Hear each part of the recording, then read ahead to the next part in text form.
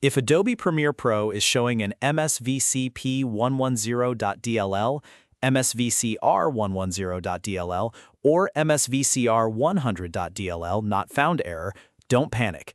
This usually means one or more Microsoft Visual C++ runtime files are missing, damaged, or not installed correctly.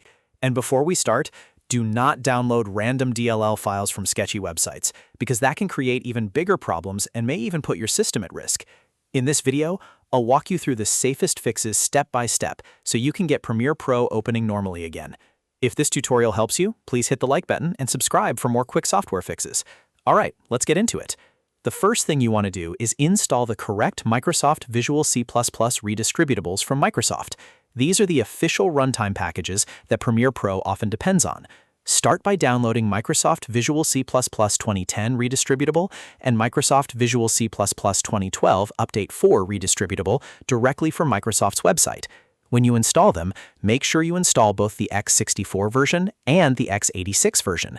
The x64 package is especially important for most Premiere Pro installations, but the x86 package is often needed too, so don't skip it.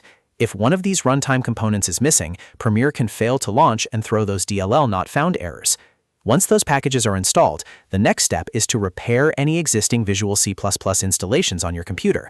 To do that, open Control Panel, then go to Programs and Features. Look through the list and find Microsoft Visual C++ 2010 and Microsoft Visual C++ 2012. Click on each one, choose Change, and then select Repair. This is a very important step because sometimes the runtimes are already there, but one of the files inside the installation is corrupted or partially broken. Repairing them can restore the missing components without needing a full reinstall. After installing and repairing the runtimes, restart your PC. This may sound simple, but it matters. A full restart helps Windows register the new files properly and clears out any temporary issues that could still be holding Premiere back.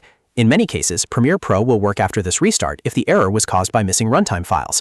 If you still get the same DLL error after that, the next step is to reinstall Adobe Premiere Pro itself. First, uninstall Premiere Pro completely from Adobe Creative Cloud or through your installed apps list. Then reinstall it fresh from Adobe Creative Cloud. Sometimes the program files can become damaged, or the installation may not have picked up the required dependencies correctly the first time. A clean reinstall often fixes stubborn launch errors that continue even after the Visual C++ runtimes are installed. If Premiere Pro still refuses to open after all of that, then it's time to run a Windows system repair. Open Command Prompt as an administrator, and then type sfc/scannow and press Enter. This system file checker tool scans Windows for missing or corrupted system files and replaces them with healthy versions. If the DLL error is connected to a wider Windows file issue, this repair can help restore stability and fix the problem at the operating system level. So to quickly recap, the safest fix is to install the official Microsoft Visual C++ 2010 and 2012 Redistributables, repair any existing installs, restart your computer, reinstall Premiere Pro if needed, and then run sfc/scannow if the issue still continues. If this video helped you out, please like the video and subscribe for more Premiere Pro and Windows troubleshooting guides. And if you're still having issues, leave a comment and I'll help you troubleshoot further. Thanks for watching, and I'll see you in the next one.